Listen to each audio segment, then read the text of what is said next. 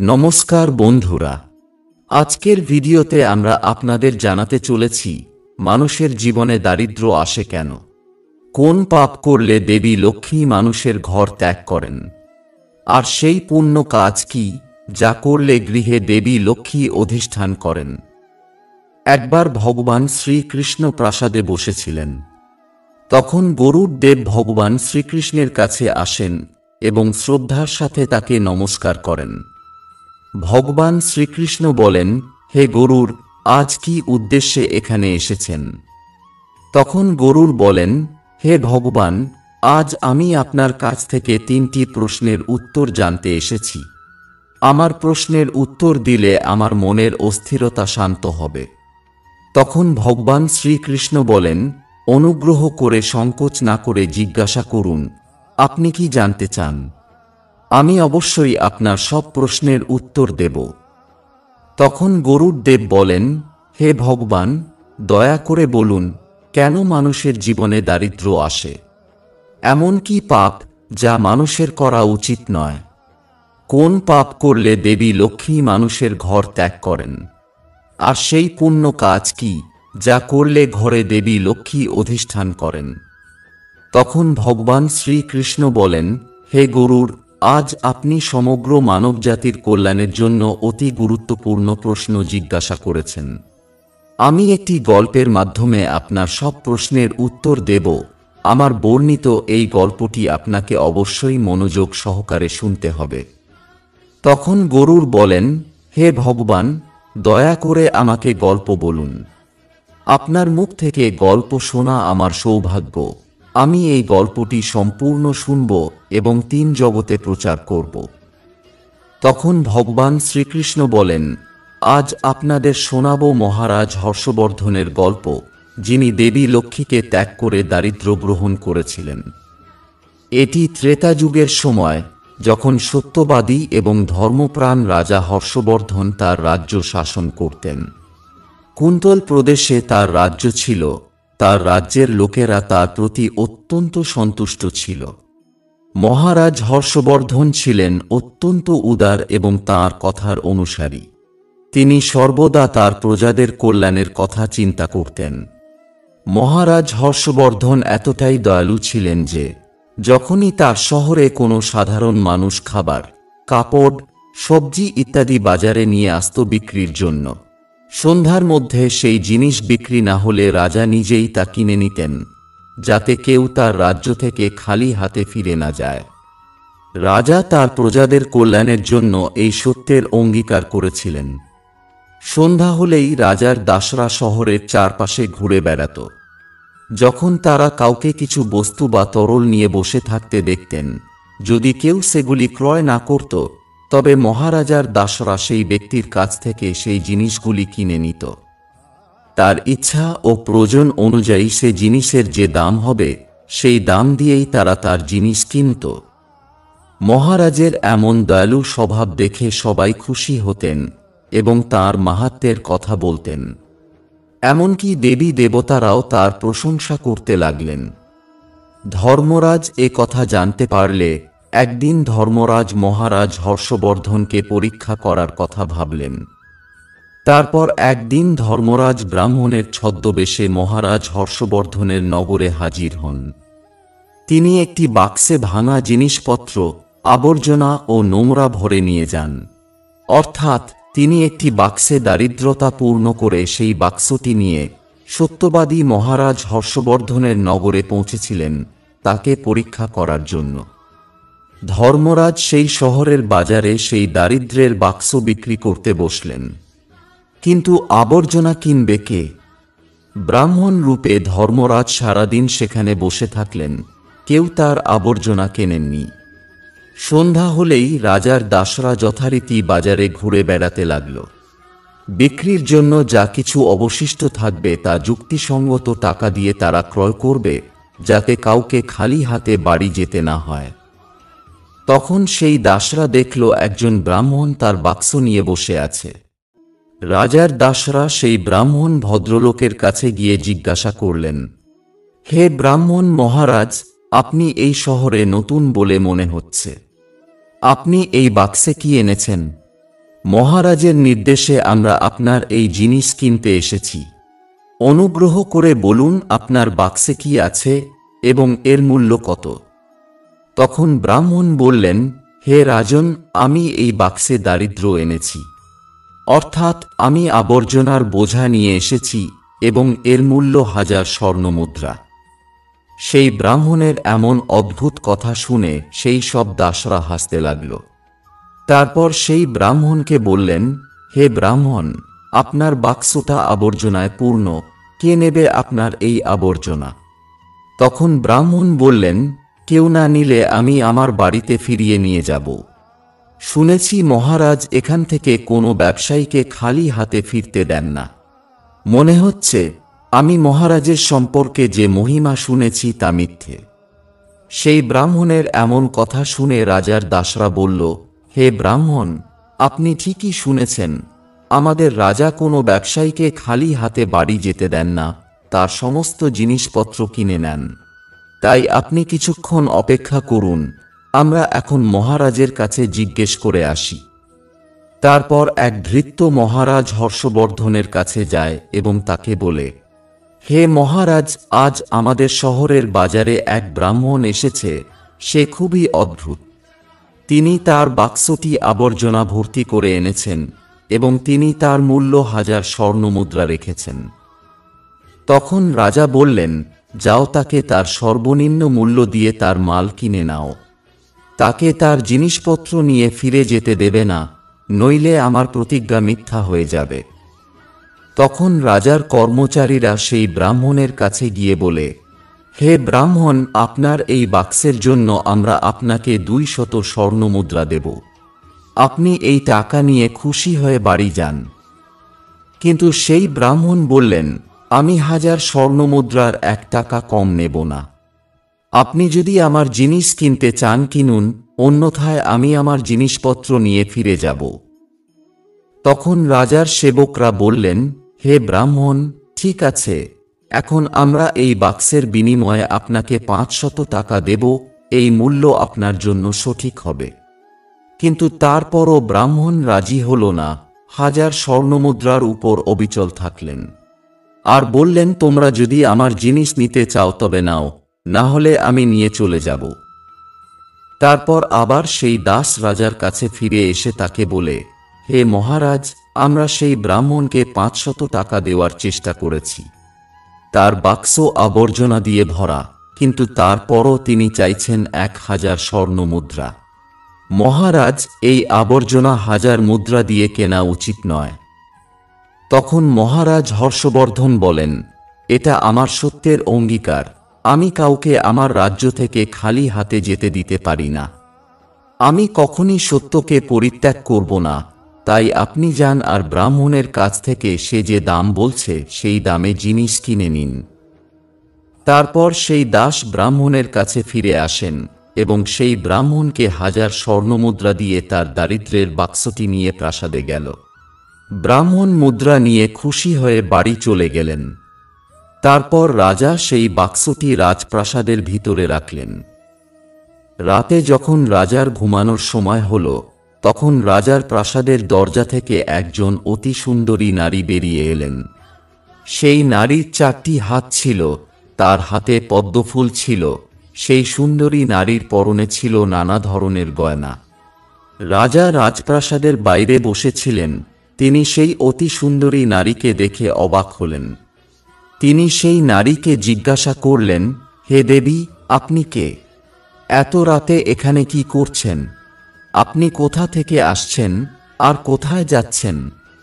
রাজার এমন কথা শুনে মহিলা বললেন, হে মহারাজ, আমি আপনার রাজ্যের লক্ষ্মী। আপনি একজন সত্যবাদী এবং ধার্মিক ব্যক্তি, তাই আমি আপনার প্রাসাদে থাকি। কিন্তু আজ আপনার প্রাসাদে দারিদ্র্য এসেছে। যেখানে দারিদ্র্য, সেখানে লক্ষ্মীর বাস হয় না, সেজন্য আমি এখন এখান থেকে চলে যাচ্ছি। তখন মহারাজ হর্ষবর্ধন হাত জোর করে প্রণাম করলেন এবং দেবী লক্ষ্মীকে বললেন, হে মহালক্ষ্মী, আপনার ইচ্ছানুসারে আপনি যেতে পারেন, কিন্তু আমি আমার কথা ও প্রতিজ্ঞায় আবদ্ধ। আমি আমার প্রতিজ্ঞা ভঙ্গ করতে পারি না। তাই আমি দারিদ্র্যের সেই বাক্সটি নিতে অস্বীকার করতে পারিনি, দয়া করে আমাকে ক্ষমা করুন। এরপর দেবী লক্ষ্মী মহারাজের প্রাসাদ ত্যাগ করেন। কিছুক্ষণ পর রাজপ্রাসাদের দরজা দিয়ে আরও একজন সুদর্শন যুবককে বেরিয়ে আসতে দেখলেন। তখন মহারাজ তাকে জিজ্ঞেস করলেন, হে ভগবান, আপনি কে? এখানে কিভাবে এলেন? আপনি কোথায় যাচ্ছেন?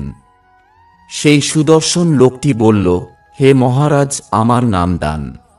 আপনি একজন সত্যবাদী এবং ধার্মিক ব্যক্তি এবং সর্বদা ধর্ম পালন করেন, তাই আমি আপনার প্রাসাদে থাকতাম। কিন্তু এখন দেবী লক্ষ্মী আপনার প্রাসাদ ত্যাগ করেছেন, লক্ষ্মী ছাড়া দান করবেন কিভাবে? তাই আমি এখন আপনাকে ছেড়ে চলে যাচ্ছি। তখন মহারাজ হর্ষবর্ধন বললেন, হে ভগবান, ঠিক আছে, আপনিও আপনার ইচ্ছা মতো যেতে পারেন, কিন্তু আমি আমার প্রতিশ্রুতি ভঙ্গ করতে পারি না। তখন সেই দানও মহারাজকে ছেড়ে চলে যায়। এরপর আরেকজন সুদর্শন পুরুষকে প্রাসাদ থেকে বেরিয়ে আসতে দেখা গেল। তখন মহারাজ তাকে জিজ্ঞাসা করলেন, হে ভগবান, আপনি কে এবং কোথায় যাচ্ছেন? তখন সুদর্শন লোকটি বলল, হে মহারাজ, আমি যজ্ঞ। আপনি একজন সত্যবাদী এবং ধার্মিক ব্যক্তি, আপনি সবসময় দান করতেন, তাই আমি আপনার কাছে থাকতাম। কিন্তু এখন লক্ষ্মী আর দান আপনার সঙ্গ ছেড়েছে, তাই আমিও চলে যাচ্ছি। কারণ লক্ষ্মী ছাড়া যজ্ঞ করা যায় না এবং দান ছাড়া যজ্ঞ সম্পন্ন হয় না। সেজন্য আমিও আপনাকে ছেড়ে চলে যাচ্ছি। তখন মহারাজ হর্ষবর্ধন বললেন, হে ভগবান, ঠিক আছে, আপনার ইচ্ছা মতো আপনিও যেতে পারেন, কিন্তু আমি আমার অঙ্গীকার ছাড়ব না। তারপর সেই যজ্ঞ প্রাসাদ ত্যাগ করলেন। তার কিছুক্ষণ পর আরেকজন অত্যন্ত সুদর্শন ব্যক্তিকে প্রাসাদ ছেড়ে যেতে দেখা যায়। তখন রাজা তাকেও জিজ্ঞেস করলেন, মহাশয়, আপনি কে? রাজপ্রাসাদ ছাড়ছেন কেন? তখন সুদর্শন লোকটি বলল, মহারাজ, আমি যশ, আপনার পুণ্যের কারণে আমি আপনার ঘরে থাকতাম। কিন্তু এখন লক্ষ্মী, দান, যজ্ঞ সবাই আপনার কাছ থেকে চলে গেছে। তাদের ছাড়া আপনি যশ অর্জন করতে পারবেন না। এ কারণে আমিও এখান থেকে চলে যাচ্ছি। তখন রাজাও তাকে অভ্যর্থনা জানালেন এবং সম্মানের সাথে তাকে ছেড়ে দিলেন। অতঃপর আরেকজন অতি সুন্দরী নারী রাজপ্রাসাদ থেকে বের হলেন। তাকে দেখে রাজা জিজ্ঞেস করলেন, হে দেবী, আপনি কে এবং কেন আমার প্রাসাদ ত্যাগ করছেন? তখন সুন্দরী নারী বললেন, হে মহারাজ, আমি কীর্তি। লক্ষ্মী, দান, যজ্ঞ ও যশ আপনাকে ছেড়ে চলে গেছে, তাই তাদের ছাড়া আমিও আপনার প্রাসাদে থাকতে পারি না। এরপর রাজা তাকেও যেতে দিলেন। অবশেষে রাজপ্রাসাদ থেকে একজন অতি সুদর্শন লোক বেরিয়ে এলেন এবং তাকে দেখে রাজা জিজ্ঞেস করলেন, হে ভগবান, আপনি কে আর কেন আমার প্রাসাদ ছেড়ে চলে যাচ্ছেন? তখন লোকটি বলল, হে মহারাজ, আমিই সত্য। আপনি সত্যবাদী ও ন্যায়পরায়ণ রাজা, সেজন্য আমি আপনার কাছে থাকতাম। কিন্তু এখন লক্ষ্মী, দান, যজ্ঞ, যশ ও খ্যাতি আপনার কাছ থেকে চলে গেছে, তাই আমিও এখান থেকে চলে যাচ্ছি। তখন মহারাজ হর্ষবর্ধন বললেন, হে সত্য, আপনিও আমাকে পরিত্যাগ করছেন, কিন্তু আমি তো কখনো আপনাকে পরিত্যাগ করিনি। আপনাকে ত্যাগ না করার কারণেই সবাই আমাকে ছেড়ে চলে গেছে, তাই আপনি আমাকে ছেড়ে যেতে পারেন না। আমি দারিদ্র্য কিনে এনে ঘরে রেখেছিলাম কেবল আমার সত্য কথা অনুসরণ করার জন্য। আমার প্রতিশ্রুতি রক্ষার জন্য আমি সেই ব্রাহ্মণের দারিদ্রতা 1000 স্বর্ণমুদ্রা দিয়ে কিনেছিলাম। সেই দারিদ্র্যের কারণে দেবী লক্ষ্মী আমাকে ছেড়ে চলে গেছে, কারণ যেখানে দারিদ্র্য থাকে সেখানে তিনি থাকেন না। আর দেবী লক্ষ্মী চলে যাওয়ার সাথে সাথে যজ্ঞ, দান, যশ, খ্যাতি সবাই আমাকে ছেড়ে চলে গেলেন। আমি আমার সত্যের প্রতিশ্রুতি রক্ষা করার জন্য তাদের সবাইকে যেতে দিয়েছি, তাই বলে আপনিও আমাকে ছেড়ে চলে যাচ্ছেন। মহারাজ হর্ষবর্ধনের কথা শুনে সত্য বললেন, হে মহারাজ, আপনি যদি শুধু আমার জন্য এই সব উৎসর্গ করে থাকেন, তাহলে ঠিক আছে, আমি আপনার প্রাসাদ ত্যাগ করব না। আপনি সত্যিই একজন অত্যন্ত গুণী এবং সত্যবাদী মানুষ, তাই এখন থেকে আমি আপনার প্রাসাদেই থাকব। এই বলে সত্য আবার রাজপ্রাসাদে ফিরে গেলেন। কিছুক্ষণ পরেই এক নারী প্রাসাদে ফিরে এলেন। তাকে দেখে রাজা জিজ্ঞেস করলেন, হে দেবী, আপনি তো কীর্তি, আপনি আমাকে ছেড়ে চলে গিয়েছিলেন, তাহলে ফিরে এলেন কেন? তখন কীর্তি বললেন, হে মহারাজ, আমাকে ক্ষমা করুন। আমি লক্ষ্মী, যজ্ঞ, খ্যাতি ও দান ছাড়া বাঁচতে পারি, কিন্তু সত্য ছাড়া নয়। তাই যেখানে সত্য, আমিও সেখানেই থাকব। তারপর রাজা কীর্তিকে স্বাগত জানালেন এবং তিনি প্রাসাদে গেলেন। তারপর আবার যশ সেখানে ফিরে আসেন। রাজা তাকে জিজ্ঞাসা করলেন, মহাশয়, আপনি তো যশ, আপনি আমাকে ছেড়ে চলে গিয়েছিলেন, তাহলে ফিরে এলেন কেন? তখন যশ বলল, হে মহারাজ, রাজা যতই ধনী হোক না কেন, সত্য ছাড়া তিনি যশ অর্জন করতে পারেন না। তাই সত্য যেখানে বাস করে, আমিও সেখানে থাকি, আমি সত্য ছাড়া বাঁচতে পারি না। এই বলে যশ রাজপ্রাসাদে প্রবেশ করলেন। এর কিছুক্ষণ পর যজ্ঞ ফিরে এলেন। রাজাও তাকে জিজ্ঞাসা করলেন, মহাশয়, আপনি কেন ফিরে এসেছেন? তখন যজ্ঞ বললেন, হে মহারাজ, কেউ যতই ধনী বা উদার হোক না কেন, সত্য ছাড়া যজ্ঞের যোগ্য নয়। আপনার মধ্যে সত্য আছে, তাই আমিও আপনার সাথে থাকব। এই বলে যজ্ঞ রাজপ্রাসাদে ফিরে গেলেন। কিছুক্ষণ পর দানও ফিরে এলো। রাজাও তাকে জিজ্ঞাসা করলেন, মহাশয়, আপনিও আমাকে ছেড়ে চলে গিয়েছিলেন, তাহলে ফিরে এলেন কেন? তখন দান বলল, হে মহারাজ, সত্য যেখানে থাকে, আমিও সেখানে থাকি। মানুষ যতই ধনী হোক না কেন, সে সত্য ছাড়া দান করতে পারে না। দানের গুরুত্ব সত্য থেকে আসে, সেজন্য আমিও ফিরে এসেছি।